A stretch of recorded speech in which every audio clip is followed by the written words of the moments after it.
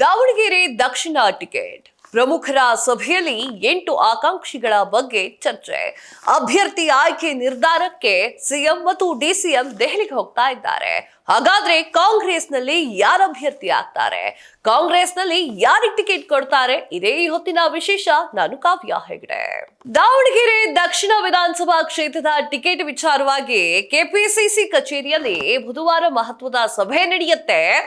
ಸಚಿವರಾಗಿರುವಂತಹ ಈಶ್ವರ್ ಖಂಡ್ರೆ ಅವರು, ಲಕ್ಷ್ಮೀ ಹೆಬ್ಬಾಳ್ಕರ್ ಅವರು, ಸಂತೋಷ್ ಲಾಡ್ ಅವರು ಸೇರ್ಕೊಂಡು ಪ್ರಮುಖರು ಭಾಗಿಯಾಗಿರ್ತಾರೆ. ಎಸ್ ಮಲ್ಲಿಕಾರ್ಜುನ್ ಅವರು ಸಭೆಯಲ್ಲಿ ಭಾಗಿಯಾಗದೇ ಇರೋದು ಒಂದು ವಿಶೇಷ ಆಗಿತ್ತು. ದಾವಣಗೆರೆ ದಕ್ಷಿಣದಲ್ಲಿ ಟಿಕೆಟ್ ಯಾರಿಗೆ ನೀಡಬೇಕು ಅನ್ನುವಂತಹ ಪ್ರಶ್ನೆ ಎಲ್ಲಾ ಕಡೆಯಲ್ಲೂ ಎದ್ದಿದೆ. ಗೆಲ್ಲಲಿಕ್ಕೆ ಏನೆಲ್ಲ ತಂತ್ರಗಾರಿಕೆಯನ್ನ ರೂಪಿಸಬೇಕು ಎನ್ನುವಂತಹ ವಿಚಾರವು ಮಹತ್ವದ ಚರ್ಚೆಯ ಸಭೆಯಾಗಿತ್ತು.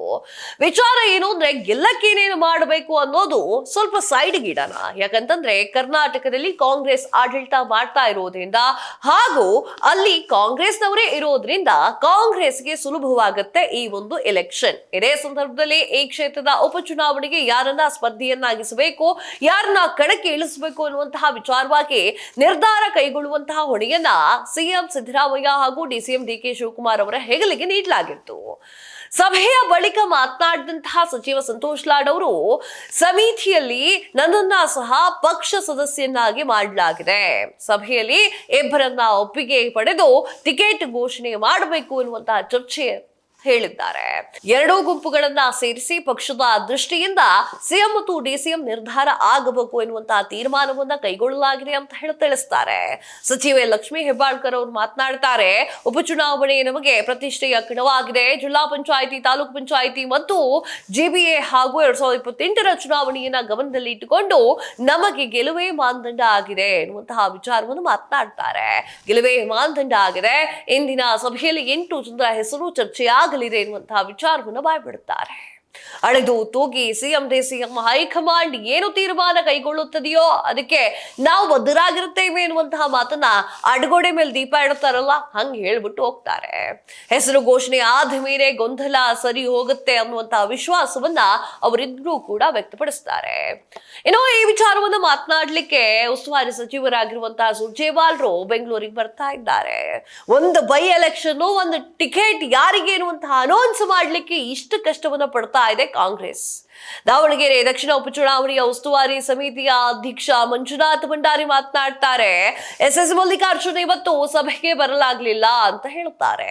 ಅವರು ಮಂಗಳವಾರ ನಡೆದಂತಹ ಸಭೆಗೆ ಹಾಜರಾಗಿದ್ರು. ಬೇರೆ ಸಚಿವರು ಮಂಗಳವಾರ ಸಭೆಗೆ ಬರಲಿಲ್ಲ. ಸಿಎಂ ಸಿದ್ದರಾಮಯ್ಯ ಮತ್ತು ಕೆಪಿಸಿಸಿ ಅಧ್ಯಕ್ಷರಾಗಿರುವಂತಹ ಡಿಕೆ ಶಿವಕುಮಾರ್ ಅವರ ಜೊತೆ ಚರ್ಚಿಸುತ್ತೇವೆ, ಇಂದಿನ ನಿರ್ಧಾರ ಚಿತ್ರೀಕರಣವನ್ನ ಅವರ ಬಳಿ ಚರ್ಚೆ ಮಾಡ್ತೇವೆ ಅಂತ ಹೇಳ್ಬಿಟ್ಟು ಹೋಗ್ತಾರೆ. ಜಿಲ್ಲಾ ಅಧ್ಯಕ್ಷರನ್ನ ಕರೆಸಿ ಮಾತನಾಡಿದಾಗ ಅಭಿಪ್ರಾಯ ಕೇಳ್ತೇವೆ, ಯಾರು ಆಕಾಂಕ್ಷಿಗಳಿದ್ದಾರೆ ಅವರನ್ನ ಕರೆದು ಮಾತನಾಡ್ತೇವೆ ಎನ್ನುವಂತಹ ವಿಚಾರಗಳು, ಚರ್ಚೆಗಳು ಆ ಒಂದು ಕಾರ್ಯಕ್ರಮದಲ್ಲಿ, ಆ ಒಂದು ಸಭೆಯಲ್ಲಿ ನಡೆಯುತ್ತೆ. ಚುನಾವಣೆ ಮಾಡುವುದು ಕಾರ್ಯಕರ್ತರು, ಹೀಗಾಗಿ ಅಭ್ಯರ್ಥಿ ಘೋಷಣೆ ವಿಳಂಬವಾಗ್ತಾ ಇದೆ, ಸಮಸ್ಯೆ ಏನಿಲ್ಲ, ಪ್ರಚಾರ ಮಾಡ್ತಾ ಇದ್ದಾರೆ ಎನ್ನುವಂತಹ ವಿಚಾರವನ್ನು ಕೂಡ ತಿಳಿಸ್ತಾರೆ. ಎಲ್ಲಾ ಸಮುದಾಯವನ್ನು ಕೂಡ ವಿಶ್ವಾಸಕ್ಕೆ ತೆಗೆದುಕೊಳ್ಳುವಂತಹ ರೀತಿಯಲ್ಲಿ ಮಾತನಾಡ್ತಾ ಇದೆ ಕಾಂಗ್ರೆಸ್ ಪಕ್ಷ ಎಲ್ಲಾ ಸಮುದಾಯಗಳನ್ನ ವಿಶ್ವಾಸಕ್ಕೆ ತೆಗೆದುಕೊಳ್ಳುತ್ತದೆ. ವಿಶೇಷವಾಗಿ ಉಸ್ತುವಾರಿ ಸಚಿವ ಎಸ್ ಮಲ್ಲಿಕಾರ್ಜುನ್ ಅವರಿಗೆ ಹೊಣೆಗಾರಿಕೆಯನ್ನ ಕೊಟ್ಟು ಗೆಲ್ಲುವ ಅಭ್ಯರ್ಥಿಯನ್ನ ಕಣದಲ್ಲಿ ಇರಿಸಿ ಯಾವುದೇ ಪರಿಸ್ಥಿತಿಯಲ್ಲೂ ಗೆಲುವು ಮುಂದುವರಿಯಬೇಕಾಗಿದೆ. ದಿವಂಗತ ಶಾಮನೂರ್ ಶಿವಶಂಕರಪ್ಪ ಅವರು ಹಲವು ಬಾರಿ ಆ ಒಂದು ಕ್ಷೇತ್ರದಿಂದ ಗೆಲುವು ಸಾಧಿಸಿದ್ದಾರೆ. ಅದೇ ಗೆಲುವು ಮುಂದುವರಿಯುವಂತೆ ಎಲ್ಲರೂ ಪ್ರಯತ್ನ ಮಾಡಬೇಕು. ಸಿಎಂ ಡಿಸಿಎಂ ನೇತೃತ್ವದಲ್ಲಿ ಉತ್ತಮ ಆಡಳಿತ ಕೊಡ್ತಾ ಇದ್ದೇವೆ, ಜನರು ನಮಗೆ ನೆಮ್ಮದಿಯ ಆಶೀರ್ವಾದವನ್ನು ಕೊಟ್ಟಿದ್ದಾರೆ. 2 ಉಪಚುನಾವಣೆಯಲ್ಲೂ ಕೂಡ ಕಾಂಗ್ರೆಸ್ ಗೆಲುವು ಸಾಧಿಸಲಿದೆ ಅಂತ ಹೇಳಿ ಈಶ್ವರ್ ಖಂಡ್ರೆ ಅವರು ಮಾತನಾಡ್ತಾರೆ. ಅದೇನೇ ಇರಲಿ, ಉಸ್ತುವಾರಿ ಸಚಿವರು ಬಂದದ್ದು ಯಾವ ರೀತಿಯಾಗಿರುವಂತಹ ಅಭ್ಯರ್ಥಿಗಳನ್ನ ಆರಿಸ್ತಾರೋ ಮುಂದಿನ ದಿನಗಳಲ್ಲಿ ಕಾದು ನೋಡ್ಬೇಕಾಗಿದೆ. ಕಾಂಗ್ರೆಸ್ನ ಒಳ ಜಗಳ ಶಮನವಾಗಿ ಯಾರು ಸರಿಯಾದ ಅಭ್ಯರ್ಥಿ ಅಂತ ಹೇಳಿ ಕಣಕ್ಕಿಳಿಸ್ತಾರೋ ಅವತ್ತು ಮಾರಾಮಾರಿ ಸ್ಟಾರ್ಟ್ ಆಗುತ್ತೆ. ಇದಾಗಿದೆ ಇವತ್ತಿನ ವಿಶೇಷ. ಮತ್ತಷ್ಟು ಸುದ್ದಿಗಳಿಗಾಗಿ ನೋಡ್ತಾ ಇರಿ ಸ್ಪೀಡ್ ನ್ಯೂಸ್. ಸುದ್ದಿ ನಿಮ್ಮದು, ವೇಗ ನಮ್ಮದು.